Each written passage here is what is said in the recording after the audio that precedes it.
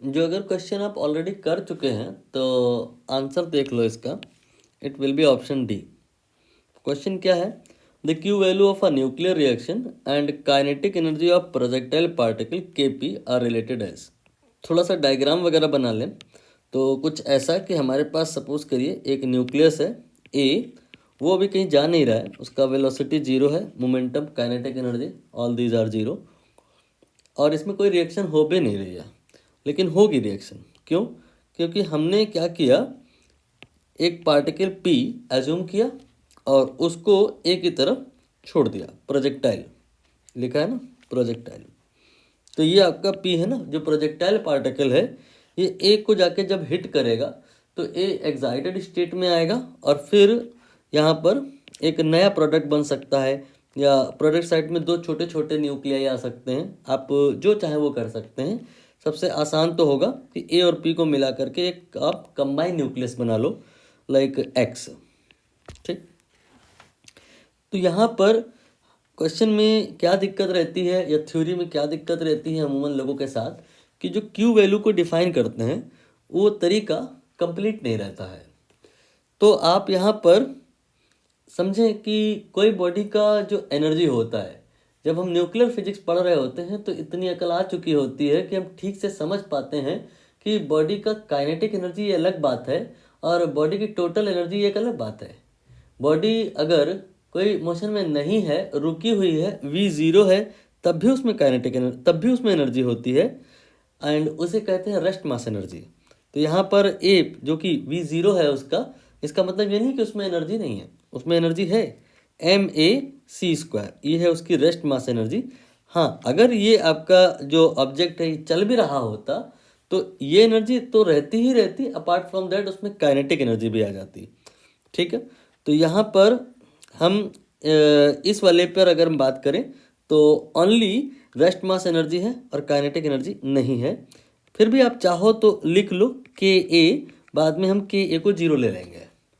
अभी हम जनरलाइज बात करने जा रहे हैं, क्यू वैल्यू की डेफिनीशन जो हम लोग पुअर वे में पढ़ते हैं उसको थोड़ा मजबूत करेंगे, इसलिए हम अभी यहाँ के ए लिख ली हैं और बाद में उसकी वैल्यू जीरो रख लेंगे।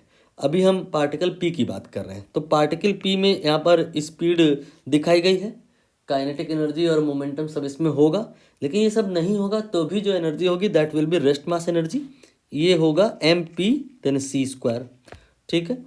एंड अब चूंकि इसमें वेलोसिटी भी है तो इसमें आपका काइनेटिक एनर्जी भी ऐड हो जाएगा के बी। तो टोटल एनर्जी अगर हम पी में कहें तो कितना हो जाएगा, M P C square then plus K B, और टोटल एनर्जी अगर हम ए में कहें तो ये हो जाएगा M A C square plus K A, जहाँ पे जो के ए है बाद में हमें जीरो लेना होगा। इसके बाद हम आएंगे एक्स पर। एक्स में जो आपका मास अगर एम एक्स है तो मल्टीप्लाइड बाई सी स्क्वायर, ये हो गया इसका रेस्ट मास एनर्जी। अगर ये बनने के बाद वहीं ठहर गया है तो इसमें केवल रेस्ट मास एनर्जी ही होगी, लेकिन हो सकता है ये बना हो और बनने के बाद इसमें मोशन भी हो तो इसमें काइनेटिक एनर्जी भी होगी, वो होगा के एक्स। तो टोटल एनर्जी इधर क्या आ जाएगा, एम एक्स सी स्क्वायर देन प्लस के एक्स। टोटल एनर्जी तो ऑलवेज कंजर्व रहती है। यहाँ पर टोटल एनर्जी रिएक्टेंट साइड की कैसे निकालेंगे, हम इसको और इसको जोड़ देंगे और ये प्रोडक्ट साइड की है, इसके बराबर कर देंगे। ये इक्वेशन कहाँ से आई, ये आपको समझ में आया होगा। ये इक्वेशन आई है on the background of energy conservation.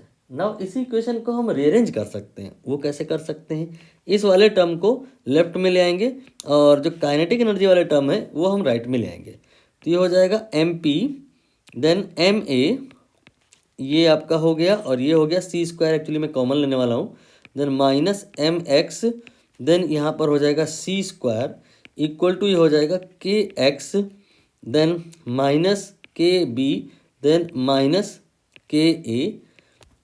ये आपका एक जो इक्वेशन बना इसका एक सिग्निफिकेंस है। क्या है इसका सिग्निफिकेंस, ये है पी और ये है ए, पी और ए का मास दोनों का मिला के। तो बताओ ये दोनों का मिला के मास, इसको क्या कहा जाए, रिएक्टेंट या प्रोडक्ट। ये है रिएक्टेंट साइड का मास, इसको आप एम आर कह लो, माइनस एक्स कहाँ पर है, ये प्रोडक्ट में है, ये हो जाएगा M P then multiplied by C square, और के एक्स ये काइनेटिक एनर्जी रिएक्टेंट साइड की है प्रोडक्ट साइड की, ये आपकी काइनेटिक एनर्जी जो है ये है प्रोडक्ट साइड की, माइनस ये आपका हो जाएगा के बी प्लस के ए, ब्रैकेट में माइनस बाहर रहेगा, और ये काइनेटिक एनर्जी है किसकी, ये काइनेटिक एनर्जी इन दोनों की मिला के है, के बी प्लस के ए लिख दिया मैंने।